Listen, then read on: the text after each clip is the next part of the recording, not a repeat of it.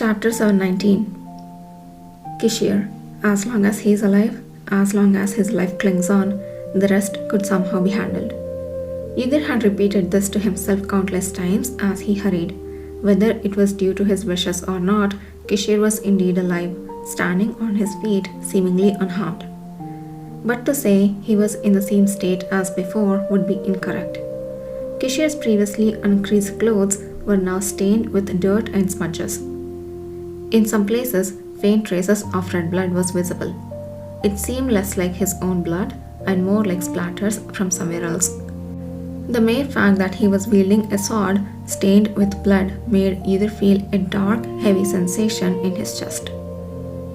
His head grew cold and his heart beat rapidly, yet disquietingly. In that brief moment, Yudhir, who had scanned Kishir from head to toe, noticed that Kishir was also gazing intently at him from afar. Kishir's red eyes clearly noticed Yudhir's dirty cheeks and the torn clothes from battle, yet unlike Yudhir, he didn't show his emotions openly. Yudhir! Where? Over there on the roof! Yudhir is here! At that moment, people around who had turned to see what Kishir was looking at spotted Yudhir and began pointing and shouting. Only then did Yudhir realize that he was not alone with Kishir. There were numerous people around them. It was in front of the southern branch of the cavalry, so it was natural for many people to be there. But Yudhir had seen nothing but Kishir. This realization brought a sense of absurdity and with it, a return of rational thought. Yudhir exhaled deeply and began to scrutinize below more sharply and thoroughly. Among the many around Kishir, some wore the uniforms of the cavalry, others were in imperial military attire. So far, it was understandable. But there was an unusually high number of people in civilian clothes armed with weapons. Those in civilian attire within the branch were mostly cavalry applicants and those who had yet to be formally admitted. But there aren't that many of them, are there? Most of those in civilian clothes, not mingling with the cavalry or the imperial army, stood opposite Kishir as if in a standoff, weapons in hand. Strangely, even among those opposing groups, there was a vague division into two factions. What's going on? The atmosphere was chaotic, as if a battle had taken place. Yudhir, realizing that further observation would be futile, leaped down, stepping on the wind. As the wind tousled his hair and clothes, he landed softly, quietly observing the writhing dark crack in the air. Those who seemed to see Yudhir leap from such a height for the first time uttered sounds of either astonishment or alarm. Yudhir, seemingly oblivious to the glances of those concerned about his legs, strode forward with long steps. His demeanor was so cold that those who tried to approach and call out to him dared not interfere. Naturally, his destination was where Kishir stood. ...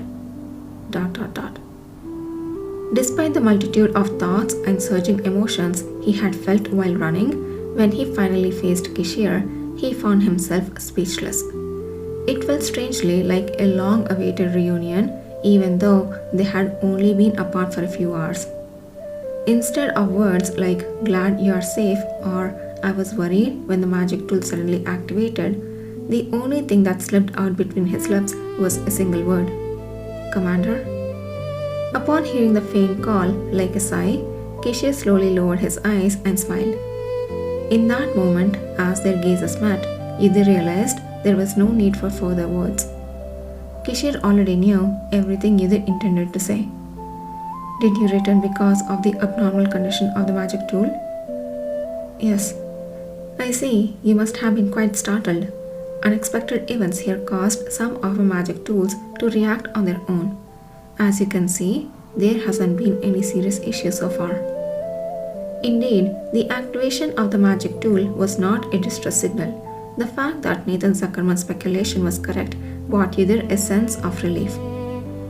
The sharp, knife-like atmosphere that had enveloped him finally began to calm down. Yudhir's gaze fell on the sword Kishir was holding. It was the divine sword or wrapped in cloth around the handle, which he had not drawn since leaving the capital. Was the situation here so dire that he had to unsheath his divine sword? It seems a battle took place. Could you tell me what happened? Before that, I would like to know why the one who promised not to get hurt came in such a disheveled state. Kishir gestured with his eyes towards Yudhishthir's torn clothes. Could you tell me how it came to be like this? Though smiling softly, his eyes indicated that he wouldn't move on to other topic without first getting an answer to this matter. That is, how could Yudhishthir explain in a way that wouldn't discomfort Kishir that he ended up in this state after a fight with southern merchants he had encountered? Moreover, the memory of the candies given by Kishir, now shattered to pieces, almost reigniting his anger toward the men he had beaten to the point of fainting. Don't think about it. Dwelling on it now won't help the situation. Yudhishthir pushed the memory of the candies deep inside and began to speak. I found the missing servant and horse from Duke Herney's second son and the southern merchants we were pursuing. They were indeed all in cahoots. Deciding that swift suppression was better than just observing and returning, Yudhishthir had engaged in combat. Amidst the unsettling words spouted by Atan, who seemed to be their leader, and the sudden abnormality of the magic tools, he had hurried back. Kishir nodded, listening to Yudhishthir's objective, concise explanation. So, it was as expected. Then, Nathan is handling the aftermath? Yes, Sir Zuckerman said he would follow shortly. Good, I trust Nathan. This confirms the connection between what happened here and their involvement. After responding, Kishir paused to look at Yudhishthir before continuing. Securing evidence and witnesses instead of just observing them was a wise decision. It was somewhat reckless, of course, but we can discuss that in detail after this matter is resolved. Kishir must have immediately understood why Yudhishthir made such a decision. Still, as Yudhishthir hadn't perfectly adhered to the command to avoid injury, he bowed his head without a word. Yes. Nevertheless, I'm even more pleased that just I was worrying about you both due to the strange happenings here, as if you read my mind, I get to see your face. Kishir let out a small sigh and smiled.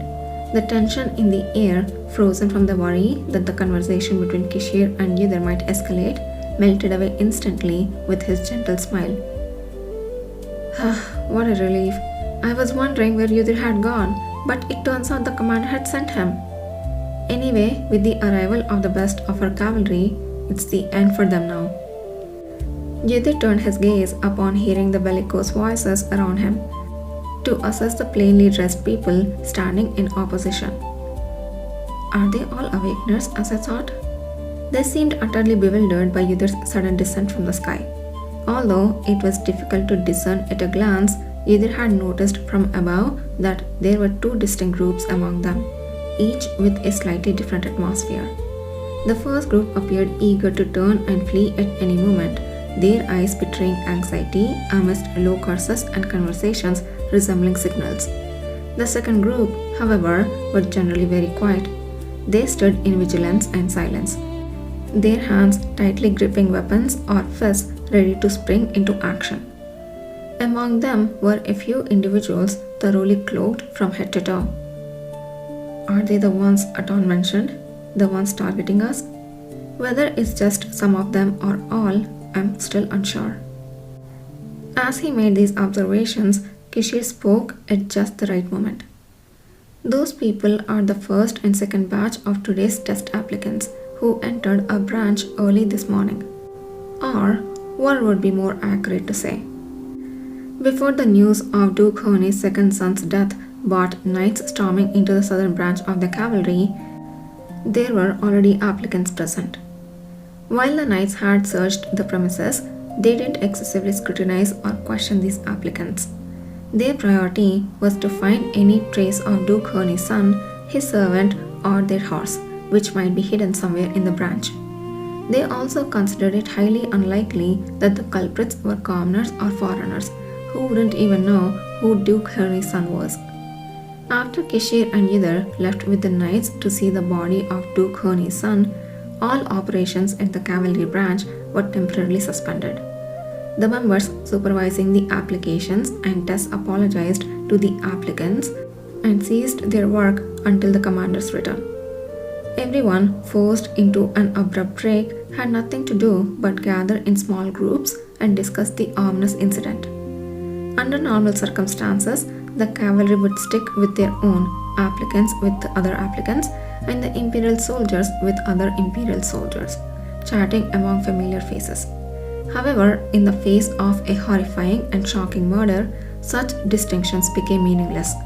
The majority of those inside the branch were outside due to the investigation, contributing to this mingling. Without exception, they all mixed together, sharing their worries and speculations. They wondered if anyone had seen anything suspicious, or if there had been any odd occurrences since the day before. Among them were those who had just yesterday been discussing the legend of Yther Ale. Among them, a young boy named Jack, who had narrowly escaped a duel with Yther Ale, suddenly seemed to remember something and cautiously spoke up. Well, now that I think about it, I saw someone the other day while walking, someone who shouldn't be here. That's the only suspicious thing I can think of. Someone who shouldn't be here? But I might be mistaken. It's just too unbelievable. Who is it, Jack? Jack hesitated, wondering if he should speak, then responded softly. It's, Sarah, my sister. What? Sarah? Impossible. Those who had escaped with Jack from the Star of Nagran's southern stronghold unanimously rebutted this statement. Then, a young awakener who had gone with Jack to submit an application to the underground fighting arena that day timidly raised his hand with a subdued voice. I saw it too. At first, I thought I was mistaken and didn't say anything, but if Jack saw it too, it must be true. Really? In this world? Could it be that she followed us here? But actually, I was more concerned about someone else rather than Sarah. Someone else? Who else did you see? The young awakener hesitated, then gathering his courage, he finally spoke. Before I met all of you, I was briefly in the central region. Although he spoke vaguely, those afflicted with the Star of Nagran immediately understood what he meant. It implied that being coming to the southern and western strongholds, the boy had briefly stayed in the central stronghold. That time, I think I saw those people from there, this morning, when I stepped out briefly among the applicants. What? Really? No, what are you all talking about? South? Central? Sarah? What does all this mean? Are you saying you saw some suspicious people we don't know about? Those unaware of their origins were puzzled, trying to understand, while the former Star of Nagran awakeners were momentarily caught in their own astonishment. Had it been before, they would have never realized their origins to the cavalry. However, the situation had changed. The children who had nearly died in the secret fighting arena had safely returned, and the cavalry had not blamed them, instead offering them a way to live. This instilled a newfound sense of trust in their hearts. Crucially, those who remembered the conversation from the day before exchanged glances and nodded firmly. That is,